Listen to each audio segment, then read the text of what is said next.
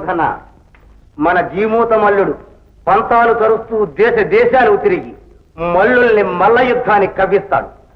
అతన్ని ఓడించగలవాడు ఈ భరతఖండంలో భీముడు ఒక్కడే. ఎక్కడైనా మన జీమూతుడు ఓడితే అక్కడ భీముడు ఉన్నట్టే, అవలేలగా మన చేతికి చిక్కినట్టే. జీమూత మల్ల, భీముని ప్రచ్ఛన్న వేషాన్ని విచ్ఛిన్నం చేసి బయటకు రప్పించే ఘనకార్యం నీ భుజస్కంధాల మీద మోపుతున్నాం.